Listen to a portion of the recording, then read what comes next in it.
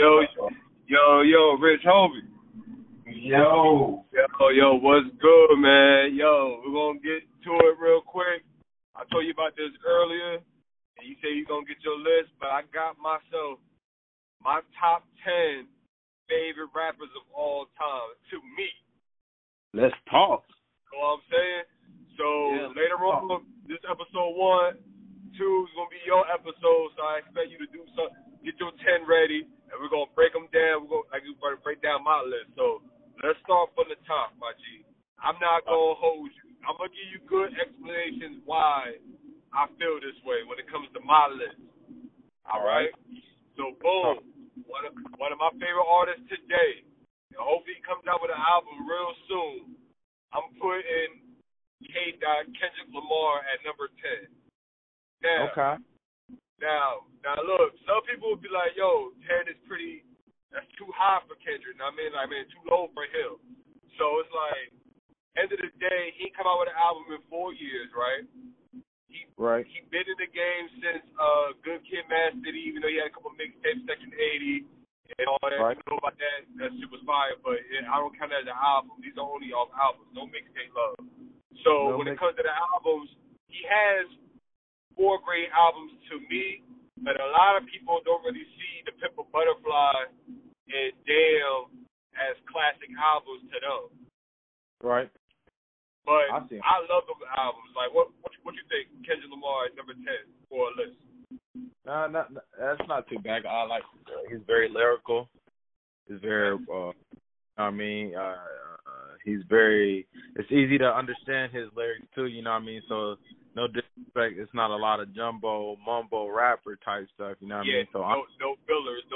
Like he's not really going over my head when he raps. Like you're saying, he's so lyrical and dope. And he's from Compton, and with the Dr. Dre affiliation, I just been watching Kendrick since he's been out since his first album. He's one of the best rappers I ever seen in my life.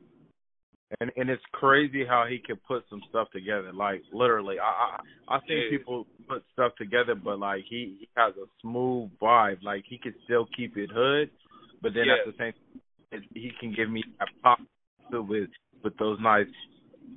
Please don't. In my vibe, you know what I mean? He got. See, that show he could make crossover radio records without trying to be like going for the girls all the time and shit. He shows he can make that type of music and turn that to a radio song. Like some niggas will think that should have been like an album cut, but that was a hell of a single for him. Like when I first heard Good Kid, Mad City, Rich, let me bring it back. When I first heard this album, bro, the first song I went straight to the first song. And the first song was the intro, and it had him doing the prayer with his mom. And then the beat started going slow, and then you heard Kendrick come in, talk about meeting up with this girl named Shireen. And all this, he had a story that was so dope to me of how he met this girl, and it described who he was all in the first song we ever heard from this dude, man. Right. It's one of the intros that people don't talk about, and it's called Shireen. It's one of the dope lead-off to a classic album, man. And when I first heard that shit, J-Bo, when he said, I got a fifth in the trunk like Curtis Jackson for ransom. Come on, that nigga said I got a fifth in the trunk like Curtis Jackson for ransom. Bro, fire. The play is crazy. So his first album to me is 5 Mics. His second album, Pimp a Butterfly, to me is 5 Mics. His third album, was it Damn? I think his album was Damn was a 5 Mic album to me. So Kendrick Lamar is number 10 on my list. I got some honorable mentions, but we'll say that for later, though. But 10, I had to put Kendrick on there. Kendrick. Okay. All right, look. So, boom. Now, we're going to go to number 9. For my number 9 list, I got Tunechi, Lil Wayne. That's number 9 on my list. Yes. And Wayne been in the game for a long time. He's been in the game. There was a point where I didn't really start listening to Wayne until 06 to 07. Now, if you remember what 07 Wayne was like, he was that nigga. And I didn't know until I heard the mixtape. Now, Carter 1, I love the Carter 1. Carter 1, that was the start of his greatness, especially Carter 1. But Carter 2 is that mix of the 07, 08 Wayne, and that just took him to where he is today. Lil Lil Wayne's mixtape run back in '07 and him being on radio songs and on everybody's album in '07 was crazy. I don't think we'll ever see another artist do that again where he dominated a whole mixtape tapes. Then he comes out with features on albums. He comes out with Carter 2 album, then Carter 3. So Lil Wayne was crazy, man. To me, he had bars. He had longevity at the time. He had flow. He was witty. He'll talk big money. He'll talk free shit. He'll talk about bitches. He'll talk about his sisters. There was nothing Lil Wayne couldn't talk about, bro. And some standout verses to me from Lil Wayne. I love the Show Me What You Got freestyle. That was right there when he did that shit. I didn't even know Wayne was in a whole different place.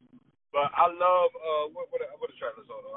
It's hard to see. I gotta go up the top a little bit. If I was going up the top, I have a little show remembering, niggas smoke a lot of weed and shit. Yeah. So when I look back at the albums, though, let me put on Wayne's joint real quick. But he got so many notable records on the joint. Go DJ was one of his, just the record that broke him out as being like, I'm coming and shit, like, I'm changed. I'm not that wobbly dude no more. Like, it's a whole new Wayne. You feel me?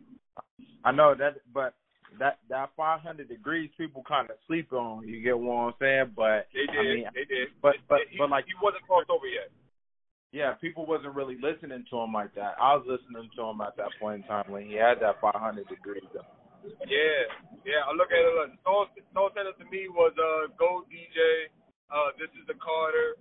He got I Miss My Dogs on there. The songs for BG. Fire. You know what I mean? He got that joint. He got Shine on there. And Ain't That a Bitch. Ain't That a Bitch is probably one of my top 5 Lil Wayne songs ever. They said the cops keep watching the streets, keep talking. That shit was crazy, man. And he just look at it. He came out with the Carter 5 in '05. Oh, shit, I fucked up on that one. So look, he came out with the Carter 2 in '05. So that lets you know that this Wayne was gonna be here to stay. Cause I think Carter 2 is my favorite Wayne album. I knew he was here to stay when he started making. I hate to say it like this because it shouldn't be about sales of thing. But when he came up with the word bling bling, and then everybody started trending with that, he knew this shit had something great for his life. Yeah, for real. And that's all he had was the hook. He had a verse for that song. He just had a hook. So just imagine if he had a verse, and that was still young Wayne. And at that time, niggas didn't know he could be that type of creative and come up with some shit like that and put it on the record that will catch on like that, because that caught me by surprise, that bling bling shit. And that was a BG record too, by the way. BG was his hit. Wayne was just part of it, which is dope. If Baby don't break up, the Hot Boys, man, Wayne could have kept them together. Just think about it this way. He was real close to Turk. You know what I mean? He was real cool with BG. BG was like his brother. And don't ask Gilly that. Gilly would tell you that BG was his father, but go ahead. Yeah, and then to be real with you, Juvenile, he wasn't really fond of Juvie, but he treated Juvie still like family because you said Hot Boys. Juvie was way older though. Remember, Juvie was the first artist that Cash Money to blow up. You know what I mean? He had his hit. Juvie's first album was a classic. 400 Degrees was a classic. If you ask the right people. I mean, but Lil Wayne, his body of work and what he did to the game, he brought on Drake and Nicki Minaj and Young Money and all the work Lil Wayne put in. He's number 9 on my list. All right, so boom. Now, number 8 is DMX. God bless DMX. It's not because DMX died I put him on my list. He would have been on my list if he was still living. You know what I'm saying? Mm-hmm. Now, with X, people forget the grittiness, the street, the raw, talking shit. He was like the Locks all in one crazy nigga. He could get into Jada bag, Styles bag, his sheet bag, all in one nigga. Now, man, how you feel about DMX being number 8 on my list, past Lil Wayne and Kendrick? Because I know for a fact Kendrick's lyrical probably than both of them, but my favorite rapper, when I say lyricist, if you're doing top 10 lyricists, it's a whole different list. You know what I'm saying? For me, like DMX is that type of person that I think anybody could have vibe with DMX. You get what I'm saying? To the point that that street I remember back in the day, I used to see. I'm not saying this is the reason why he's such a great legend, but street fighting dogs. You get what I'm saying? I'm not saying that's what he. You know what I mean? But what I'm saying is seeing the big dogs walking down the hood and stuff like that. You know what I mean? He spoke about. Yeah, he spoke about that. You get what I'm saying? The demeanor, the way he looked is the way he spoke. You know, like you know how they say the way you look, that's the way you speak. You know what I mean? That's the way you act. Yeah. Everything. Yeah. He is who we think he is. You are who we thought you are. Right, and even on top of that, I don't think we'll ever have somebody that can rap and speak like that at the same time and be appealing. His voice is graspy enough for me to be like, bro, I like the vibes of his voice. His voice in itself is his voice was so unique, bro. Like, when's the last time you seen a new artist, be like, yo, he reminds me of DMX. He's a one in one. I don't think there's a duplicate that can rap like. I mean, you have people that mimic him, like, oh yeah, you want to be like it, but we have not heard nobody. Like my dog. Yeah, where my dog? Yeah. You know what I mean? Where my dog's at? He even spreaded it out to the point that he made Caucasian people feel comfortable enough to say, yo, where my dog? You know what I mean? Like he reached out to many. He reached the heart to many. He was genuine. At one point, he was the street. He was probably the streetest rapper. And low key, I think he was the biggest artist of '98. In '98, it was definitely DMX's year. And there was an MVP given up for like awards for each artist of the year. How Lil Wayne dominated 07. DMX did something similar in '98. I think it. You know what throws it off a little crazy too, though. Is that the fact that you don't want to throw those accolades in there. But bruh, this man was more appealing to the Hollywood part of it too, as well. Like he was also an actor, a good actor that was going to be that was in movies. He was headlining movies before 50. And I would say, like, most people would be like, what would that have to do with hip hop? It's just saying that if a man like that can bring hip hop industry to that perspective, you go on saying that he even crosses over to Hollywood, man, one of a kind, man. That can actually, his lyrics means everything, even from when he was out.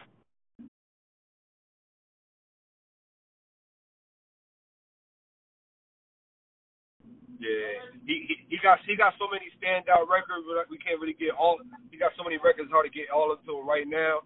But I'm gonna give you one. If you listen to the song ATF on "If Dark as Hell is Hot," it's only a minute and 53 seconds. But I tell you, my nigga, I never heard a crazier song in a minute and 53 seconds than DMX did when he hooked up with Dame Grease. That mostly his whole album for Dark as Hell is Hot was mostly a Dame Grease produced album. Swizz Beatz only produced like one or two songs on that album, even though he produced probably the biggest song, which was Rough Riders Anthem. But Dame Grease did most of the beats for DMX. And listen to, if niggas get a chance, listen to ATF, and you see why I fuck with DMX. Okay, now we're moving on. Number 7. I got Hova, Jigga Man, Jay-Z at 7. Controversial, Jay-Z is really high, but really low on this list. Because 7, niggas got Jay in the top 3 of their list, and I respect that. But Jay-Z to me he put that work in, one of the nicest spitters. There's so many songs with Jay. It's hard to break them all down. That's why I assume on this show we're going to break down albums, we're going to break down songs, and we're going to break down years and talk about everything. But when it comes to Jay-Z, we're going to keep it short. But my nigga, he's 7 on my list. Do you have a problem with that? I would hate to say that I was never a fan of Jay-Z. Keep it real. Keep it real. I would hate, but I respect the person's lyrics. You get what I'm saying?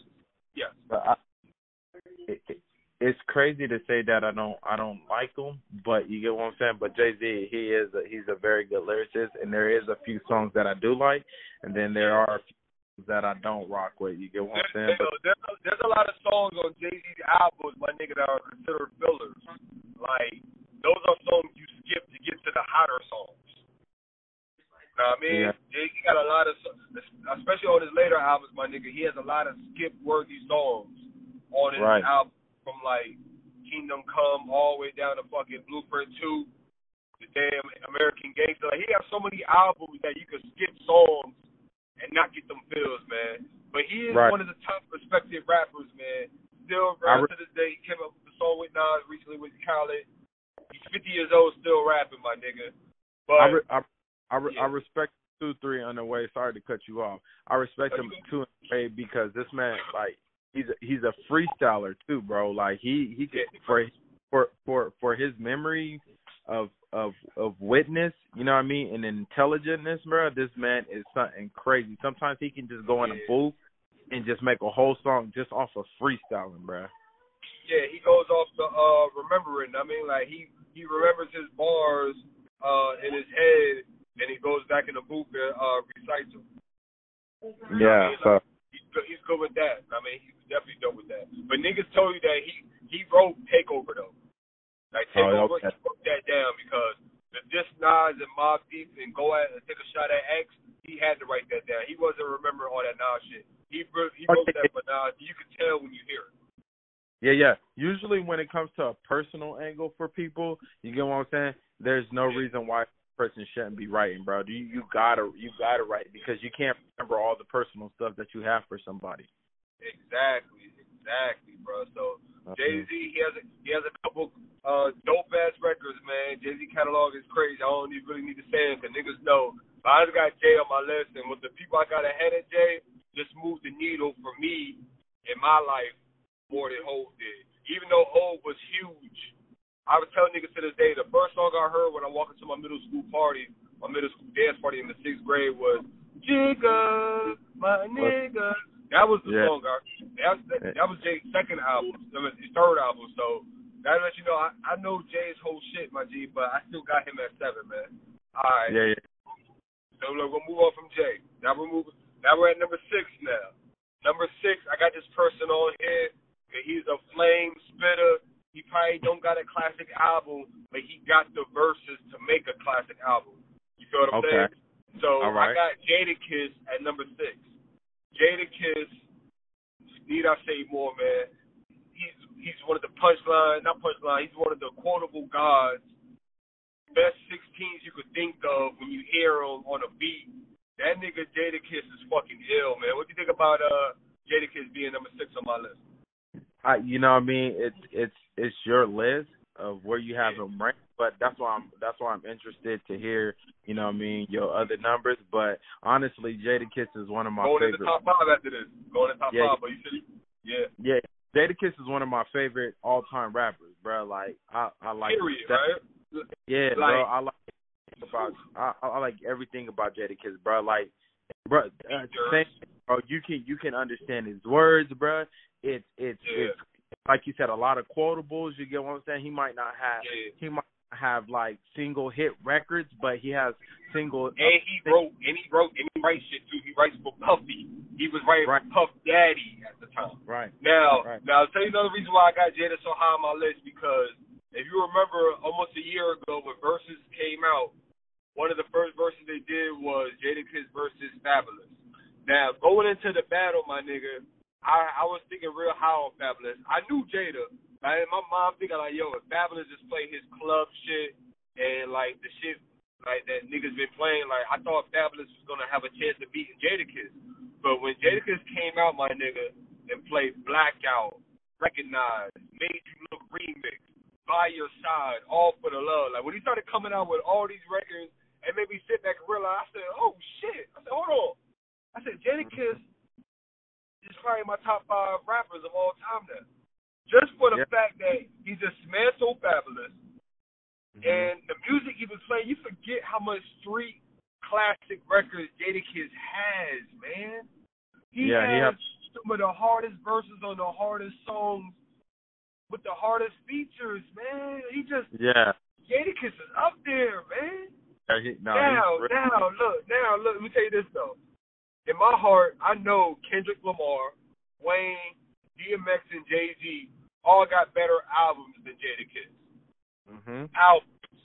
But Jadakiss, man, if you take all his dope features and all his best songs from his albums, bro, you could make 2 or 3 Jadakiss albums that are 5 mics. Yeah. But like people be saying, though, It would be, it is a little controversy to say, you know what I mean, Jada over Jay-Z, you know what I mean? Right. But that's why it's your top 10, bro.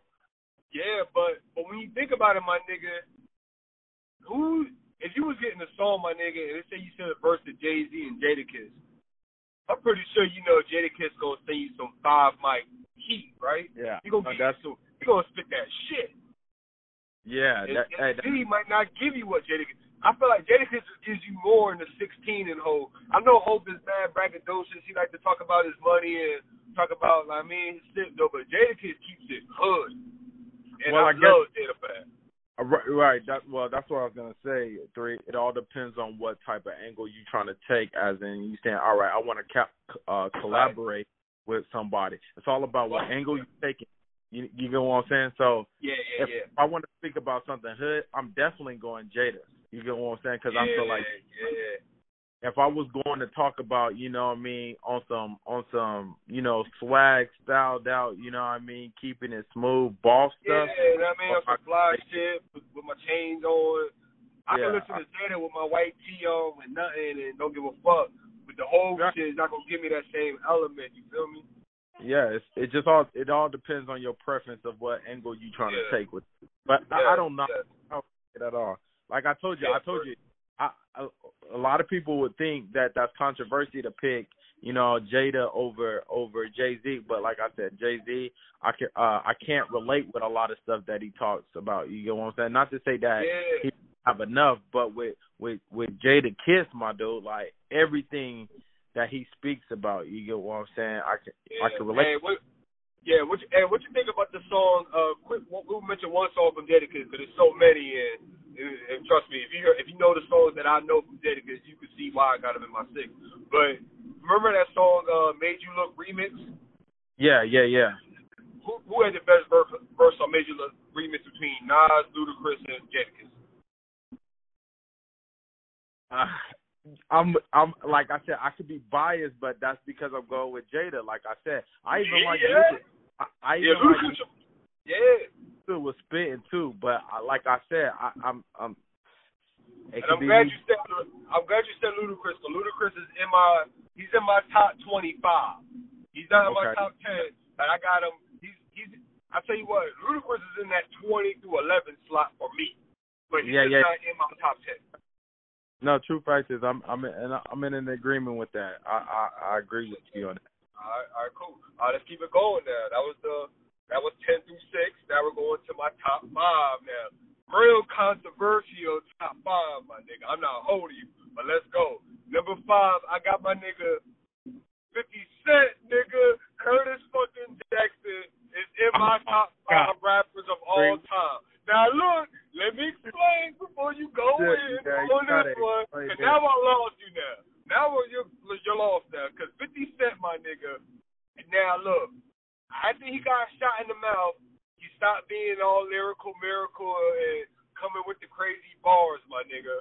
But think about this though, he had the flow, he had the realness of it, almost real like a DMX shit, but 50 was more street and gangster, you know what I mean? Like 50 was that crack selling, 250-pound nigga in the hood, knocking niggas out and shit, got the whole block pumping for him and shit. You could tell in the music that 50 Cent was the Scarface of his block. You know what I mean? He was the Tony Montana of that shit. You feel me? Yeah. Now, classics. 50 got classics, my nigga. And if you his first album was Give It Your Die Trying, my nigga. But if you want to hear that 50 real raw shit before he got shot, when he was really on his street shit, they got an album, his first album, Power of a Dollar. The Power of a Dollar was out on Columbia. And this was the project that Trackmasters shelved and not play. Instead, they went with Nature instead of 50 Cent. Them niggas could have came up with 50 back in Power of a Dollar. This was back in 98, 99. This is before he got shot. Remember, he got shot in 2000. Yeah. You're dead on it, because I was just talking to somebody that was just saying that, man. Hey, if y'all ain't never heard 50 Cent Power of a Dollar, you know what I mean? Like, you gotta hear that. They don't know 50. They don't know 50. You don't know Power of a Dollar. You don't. Yeah. Because if you know 50 after he got shot in the mouth, that's not the whole 50 Cent story, bro. That Power of a Dollar album was better than Give It Your Die Trying. Now, it didn't sell like that, but when it came to, like, real street records and real bars, and nigga had Bun B on the album, he had Noriega on the album, he had Beyonce, he had Destiny's Child on the album. You feel me? Like, that album was crazy, and he had some of the hoodest songs you could possibly think of, like, even Ghetto Caron, that's a classic record on his own. He got a song called it's called Hustler. He got so much shit on that shit. That shit is so fire, yo. And it's not counting the Give It Your Die Trying, the Massacre, Bad for Mercy, him helping Lloyd Banks, Young Buck, The Game, Help Mobb Deep, and all these niggas. Like, 50 Cent did so much for hip hop, and he put more New York niggas on than Jay-Z ever did. Let's be frank. Let's be clear on that, nigga. 50 Cent did more for New York hip hop than niggas think. Niggas think 50 was tearing New York down. He was only tearing down niggas that stood next to Ja. You feel me? If you stood next to Ja, you was the enemy. Yeah, no, I mean, like, yeah, because he even tried to help out some of the younger cats too, like, you know, God rest his soul. Pop Smoke help him out. You know what I mean? Before 6ix9ine started snitching, he was there. You know what I mean? All that shit, like 50 Cent do a lot for New York hip hop, man. He don't get that love and praise like he should, man. But when you really look at it, my nigga, Jay-Z, he let Memphis Bleek drop, but we don't Memphis Bleek flop, man. Memphis Bleek was not that type of artist. You know what I mean? He was kind of like a yayo to the situation. Beanie Siegel was his Lloyd Banks, and you can tell me Lloyd Banks had a better career than Beanie Siegel, right? Yeah. Feel me? Now, man, they think about he dropped the mill. He had state property on his team, but meanwhile, that was Beanie's niggas, but he was acting like that was his niggas. He didn't like Kanye at first. Jay-Z didn't really start breaking artists, my nigga, until he found Neo and Rihanna. Yeah. Let's be real. Jay-Z never found that next rapper. He kept thinking that it was going to be Bleak and Beanie, but real shit, 50 Cent came out in 03. So you pushing these niggas in 01 and 02, and you telling niggas, hey, y'all better hurry up and drop some music, man, because 50 Cent is coming, man. And 50 Cent is top of my list, man. You got a problem with that? Yeah. Like I said, it's a little controversy, you know what I mean, because a lot of people rock with Jay, you know what I mean. It has nothing to do, you know what I mean, as in city-wise. It just has to do with, you know what I mean, you know, like when you vibing, man, you know, I believe that music can change people's lives. So for people, they may feel like, you know what I mean, Jay has changed a lot of their lives with some of the songs that he has produced. You get what I'm saying? Some of the songs that he has came out with, you get what I'm saying? I mean, so it's controversy, but I mean, at the same time, it's our opinion. Everybody got an opinion. You get what I'm saying? I'm excited to see your list. I'm excited to see your list. I can't wait till you make yours, man. But I got 50 Cent at 5, man. We'll keep it going. Keep it going. Yeah. I can't believe we're doing this. So, number 4, I got Queensbridge Finest. I got Nas at number 4. Now, okay. That's Nas, man. Illmatic, need I say more? Came out at 9-4, and it didn't sound like Give It Your Die Trying though, but for being labeled, when niggas say classic album, that's the first album they'll point to. Right. You feel what I'm saying? Illmatic is the definition of a 5-mic album. Yeah, the first Illmatic album had no famous guest appearances, even though he had AZ on it. That was the first time niggas heard AZ was on Light the Bitch. But AZ, though, eventually became famous in his own way after that album. But he was right. It was just Nas on it. Nas spitting his heart out on Illmatic. Then, before he dropped It Was Written, he came out with a couple features, one for Wu-Tang, Verbal Intercourse, which is one of the best verses you'll ever hear on a Wu-Tang. It's on Raekwon's album, Only Good for Cuban Link. He had a verse on it, Verbal Intercourse, fire. Then he was on a Mobb Deep record, Infamous. He did the I-49 record, fire verse from him. So that all led up, J-Bo. Niggas ain't hear no Nas. They heard It Was Written, those 2 songs I just said, and none of they heard Illmatic first, then they heard those 2 songs I just said to you, and then it was Your Written. So Nas shit was God MC, like, man, and Nas is crazy lyrics, crazy bars, wordplay, whole style of flow, catering to the beat, rapping with the beat, and coming with a whole different New York sound at the time of 9-4, which was unheard of. Yeah. And he's still here to this day. He had a lot of projects came out. He had a lot of great songs, my nigga, but I just feel like Nas is definitely in my top 5, and I'm putting Nas at 4 on my list. He was also an actor as well. He was with DMX and Belly, and that's a huge movie for the culture, period. You know what I mean? So Nas did a lot for hip hop. You know what I mean? And he just came out with, he got his first Grammy off his last album, King's Disease. I didn't really listen to that album. I ain't really dissect that one yet, but it got a Grammy, which is dope for him. He finally won a Grammy. You know what I mean? Something Snoop Dogg never did, and a couple great rappers never won Grammys. 50 Cent, he's won one, he got one. So give shout out to Nas. I got Nas in my 4. You got a problem with Nas being number 4? Nah, I like Nas, man. He's a good poet. Like he like, for him to be a poet, he's kind of like the Too Shorts of the game to me. Like, Too Short is that lyricist poet type dude.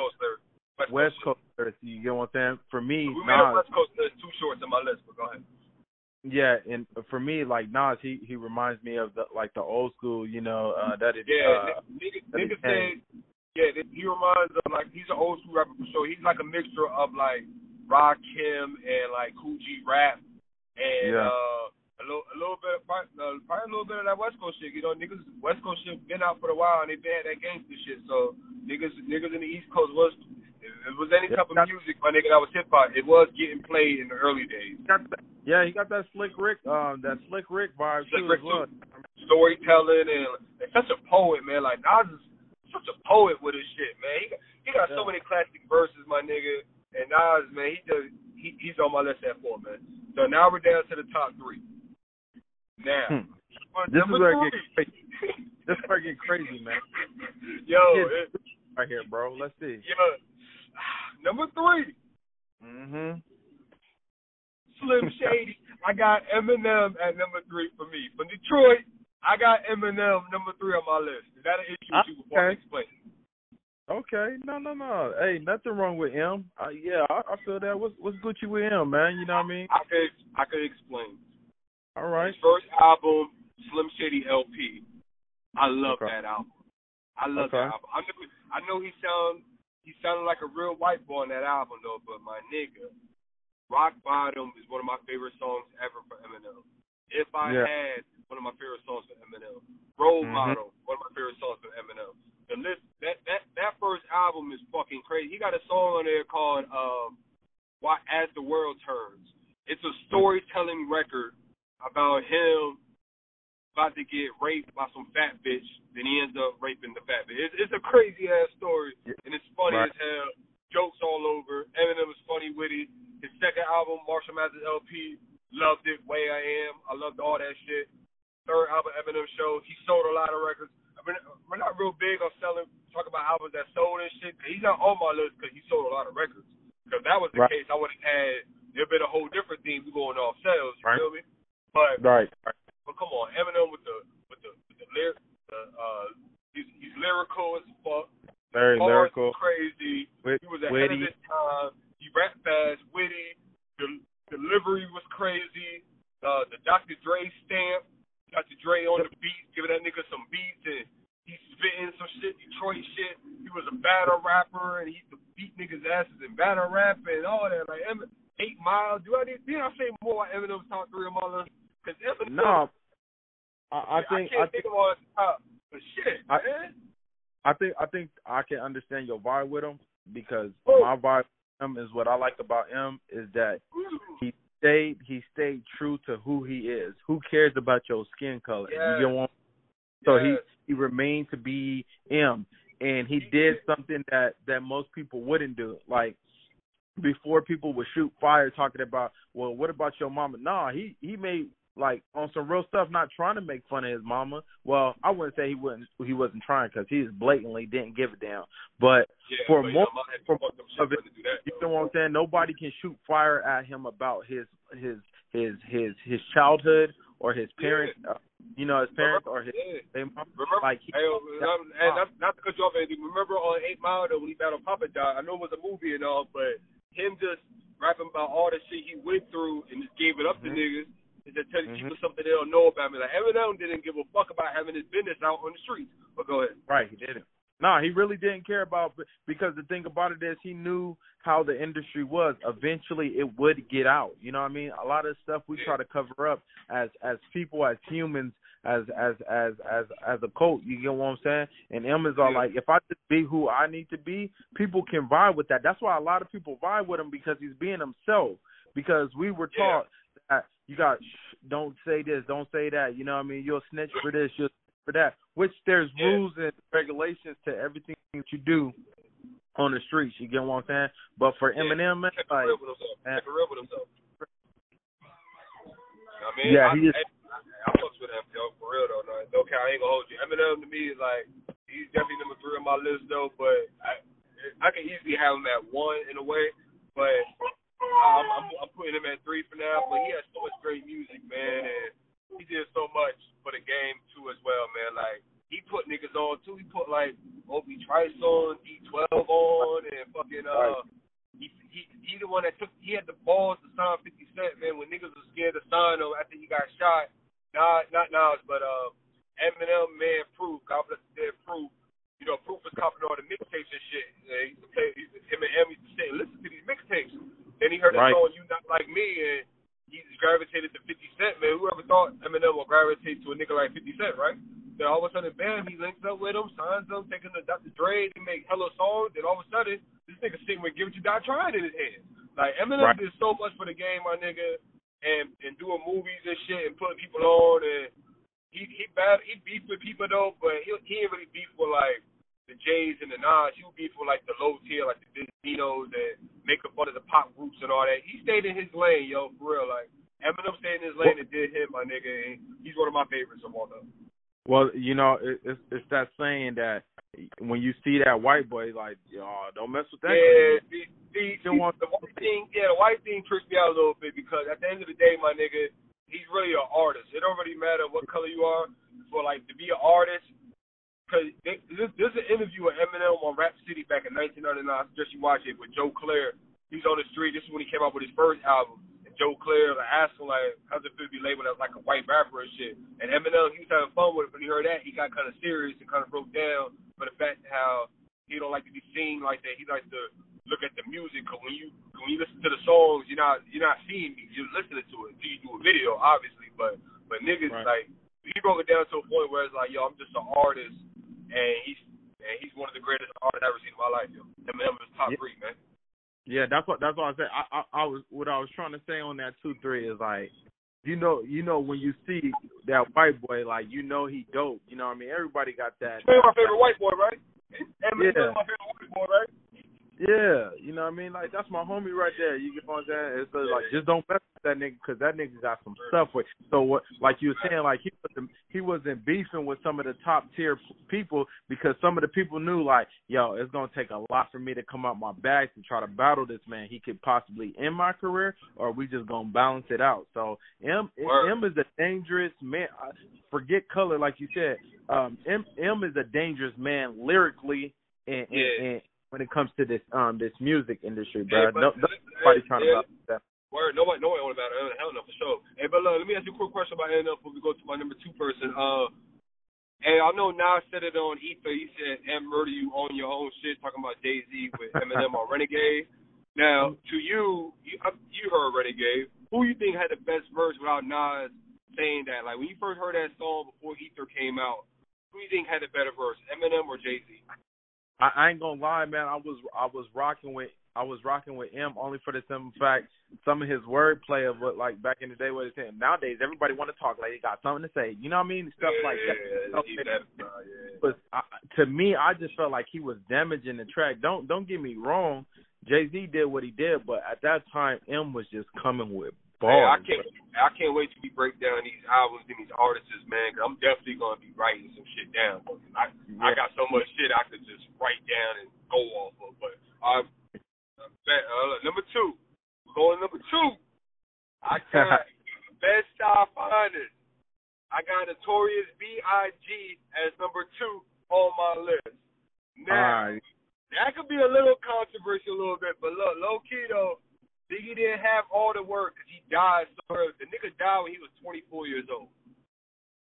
You feel me? So the nigga album came out in 94, probably like a few months after Illmatic, but it sold more than Illmatic because, you know, Biggie was that nigga in a way. Juicy and, you know, One More Chance, Big Pop and all that shit. So, but when it came to Biggie, my nigga, he died so young, but he did so much in that short stint. The nigga came out with 2 classic albums. He wrote Junior Mafia's album, Conspiracy Theory. Like, that was all Biggie. He was writing verses for niggas that have letting other niggas rap it. Right, you know what I mean? right. And but the nigga be that young, and he was such a workaholic, man. That nigga stayed in the studio working, man. Like, I can see how him and Pac was friends and shit, because Biggie loved to work, man. Biggie was in that lab really rapping, man, and he just died so fast, man, and his impact to a point where his music is still loved to this day, and it still sounds so ill hearing this nigga rap on these records, man. Would you agree? You like Big Smalls at number 2 on my list? Notorious B.I.G.?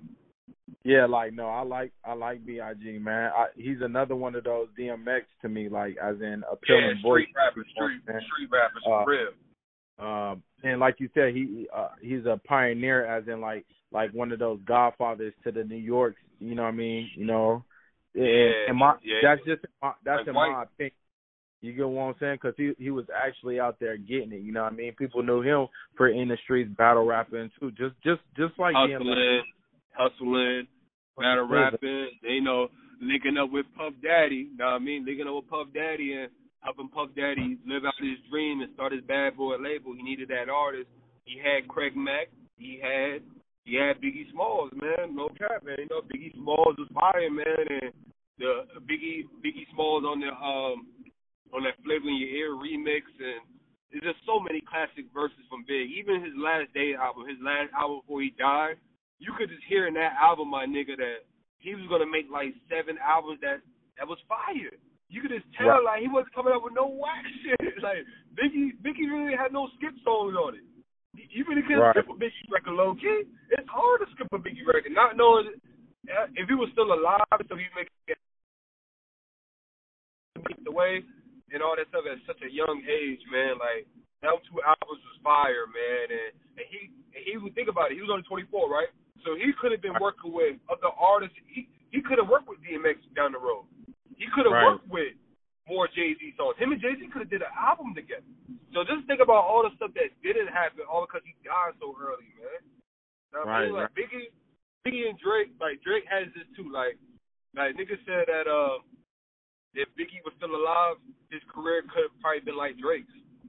Low-key. But Drake had songs that could play in the street, in your car, in the house, in the club, and in the after-hour spot. Like, Drake music could be played anywhere. So just like Biggie. You know what I mean? Like, Biggie songs could go everywhere. You could be literally driving to the club, right? You could play Biggie in your car, get out, walk in the club, you hear Biggie, and when you get out your car, niggas is playing Biggie. That's just how it is. But that's what it was for real. Yeah, so Biggie is number 2 on my list, man. And we love Big. So boom. Now, this is where it gets controversial, yo, because at the time, my nigga, I knew, but I didn't really know. Because back in 2001, I was about 13 years old, right? Then Jay-Z came out with Takeover, and he was dissing these niggas and all this shit, right? Come to find out, that was back in 2001, and I had no idea, J-Bo, that they had 3 classic albums under their belt. And he was literally, Jay-Z said himself, there was a time where he was top 3 with Biggie, Nas. It was him. So now that makes you think about it, when Jay-Z came out that song, Where I'm From, and that nigga said, who's the best MCs, Biggie, Jay-Z, and Nas, he basically took out the guy I'm about to say himself. And there was a time where Jay wasn't in the top 3 New York rappers. It was Biggie, Nas, and my number 1 artist to me of all time is Prodigy. Now hold on, stop, 1 second. Prodigy is number 1 on my list, and I can tell you why, Rich homie. I got 10 minutes to tell you. Let me tell you, man. Prodigy, man. Niggas forget. Hell, right? In early '94, they came out with an album called Not Hell, right? Right. Rich homie, these niggas was 15 years old. That came out in 93. So these niggas was like 16 years old with their first rap album, getting beats from DJ Premier. Would you say that's crazy enough for them niggas to be 15 years old already with a rap album? Yeah, no, that's crazy. I ain't gonna hold you.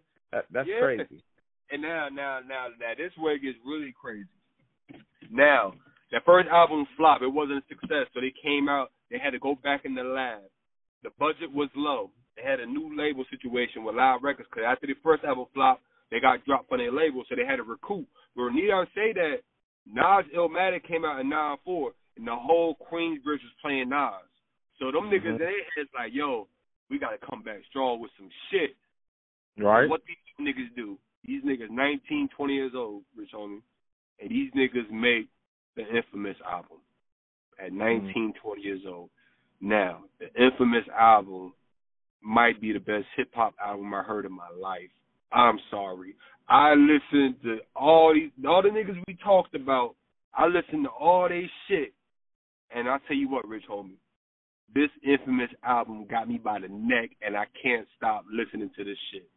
I can't stop listening to it until I know all the fucking words in my mind, nigga.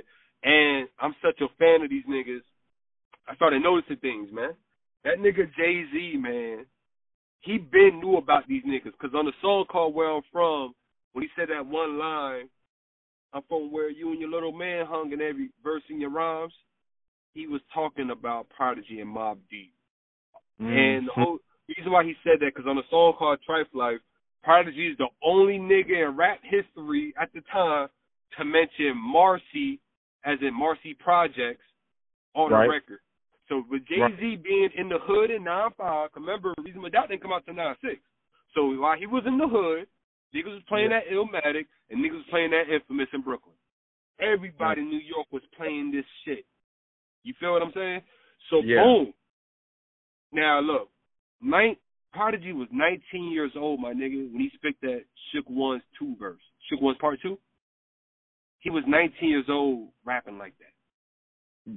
Yeah. Think about that. Let that sink in. Rocking your face, tell your brain with your nose bone. Yeah. You know, a lot of 19 years old. Yeah, a lot of people wasn't spitting like that.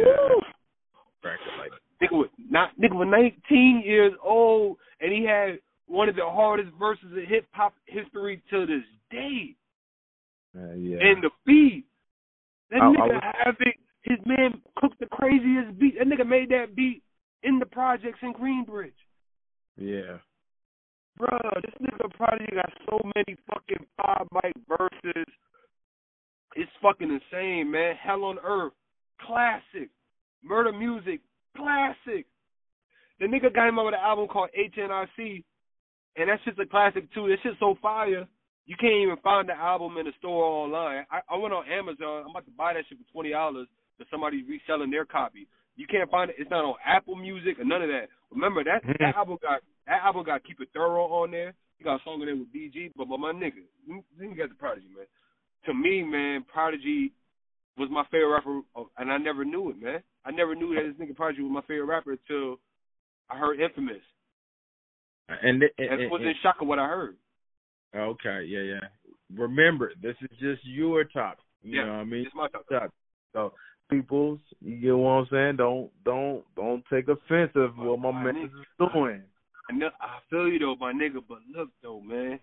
Prodigy got the verses, man. The standout verses in the hardest beats, man. Nigga, like the reason why Prodigy number one, because ain't like he was like for instance, like Nas, his first album, he was getting beats from like Pete Rock and fucking DJ Premier and MC Search Find a Nigga, but this nigga Prodigy was exclusively working with Havoc. Right. And Havoc was cooking up the dopest fucking beats you could think of, man. Like Jay-Z never rapped on a Havoc beat. You know what I mean? Like, Havoc was cooking up that shit, man. Even Biggie got a song with him. Jadakiss got a song by, man. Everybody worked with Hav, man. But this nigga Prodigy, man, Survival of the Fittest verse, Eye for an Eye verse, Give Us the Goods verse, QU Hectic, my nigga, is one of my favorite songs ever, man. And, yo, he was such a trendsetter, my nigga. Let me tell you, look, Jay-Z, that song Where I'm From came out. Remember that nigga Where I'm From, Cough Up My Lung and shit? Nigga had the red jersey, right, in the hood with plastic cups, right? Right. And that video came out in 96. Guess what came out in no, hold on, I'm telling you about. Yeah, that song came out in 96. In 95, in the Shook Ones video, they was in the hood wearing red football jerseys with plastic cups. Mm-hmm. Jay-Z, look, think about it. Queensbridge Project, they always talk about how that's the biggest housing project in all of the land and shit, in all of New York and all over the world. And they got so much great talent that come from there. Jay-Z, he started talking about Marcy Projects and wearing that on his chest and shit. Acting like Marcy Projects is like that, like his Queensbridge. Like, no, nigga, only nigga kind of Marcy Projects was you and Bleak. Right, it wasn't for you, Bleak would never came out.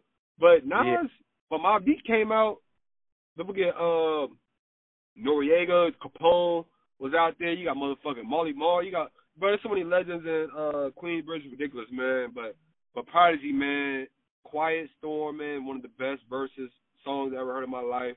Bro, he got so many dope verses, man. The song with Method Man Extortion, Still Shining, man. This nigga Prodigy, man, is my favorite rapper. And I remember watching the Keep It Thorough video back in the day, and this nigga Prodigy been a fly-ass nigga, man. And niggas been biting that nigga style for the longest, man. All that, talking about punching niggas in the face and clapping niggas on record and stomping niggas out. These niggas, Mobb Deep was the first niggas to do that. Yeah, talking about that. Yeah, hitting niggas with brass knuckles and shanking niggas and all that. Like, nobody rapped about that shit. Mobb Deep did that shit first. Now, the thing with Mobb Deep, man, is that they some little niggas. They like 5'2", 5'3". But I told my nigga, I said, yo, if them niggas was 6'1" and 6'3", how would niggas view Mobb Deep? They would have been viewed a lot different if they was taller, my nigga. Because their music didn't match their height. But they were giants in them little bodies, but them niggas music was stronger and bigger than them in real life. Yeah, in real life, yeah. Yeah, man, but I could dive in deep more to Prodigy, man, but what I've been hearing, man, what I've been going back, listening, man, and making this list, man, I got Prodigy number 1 on my list. Real controversial, he's number 1 on my list because he had the longest body of work, and once Jay-Z dissed him and shit, and niggas really took that route, like, oh, he really was a ballerina. Like, if niggas know the real story and why Prodigy was in that picture, this interviews is all, I know the story, but I ain't gonna say it now, but I know the story why he was in that shit. But low-key, though, bro, that nigga, Jay-Z in 88, Jay-Z was like 15, 16 years old. These niggas was like fucking really 8 years old. These niggas, Jay-Z is old. You feel what I'm saying? Like, Jay-Z was old, so of course you see these little niggas, that's like he's picking on these little niggas because of the age, but when it comes down to the music, my nigga, like, I could say that if it wasn't for Havoc, my nigga, there probably wouldn't be no Kanye West. Now, if we did a top 10 producers, I would love to tell you my top 10 producers. Bro, I can't wait to hear your list. I'm gonna leave it at that with Prodigy being number 1, man. So this is my list.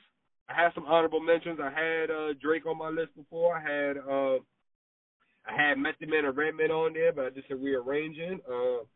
I also had Drake on my shit sometime. I had J. Cole on my shit one time, but I rearranged it. I ain't gonna hold you, my nigga. I had Lloyd Banks on my shit at one time. I had Lloyd Banks at 6 one time.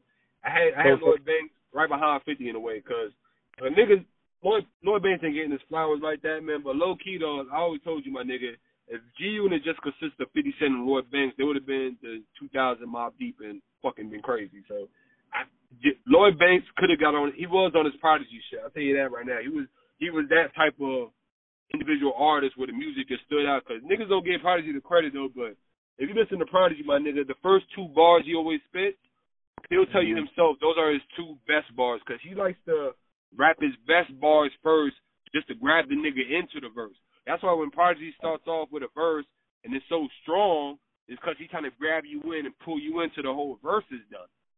It don't work all the time, but when it works, nigga, it grabs you in. Like in Quiet Storm, that nigga first rhyme on Quiet Storm was, I put my lifetime in between the paper lines. Under Quiet Storm niggas who fight wrong. Bruh, my nigga. Finish that infamous album, my nigga, and I guarantee you will know why he's my favorite rapper right now, man. So that's the list right there. That was a good talk, Good. That's our top 10 list right there. We're gonna post this on the tube and all that. I can't wait to hear your list. The next episode, you could do it tonight. Whatever you make your list, let me know, my G, and we could get right into that. And you break it down, and I'm gonna do the same thing you just did for me. All right, 100. That's. I mean, but Rich homie, it was good talk, my G. I'ma holler at you, my dude. All right, my guy. All right, be safe. One.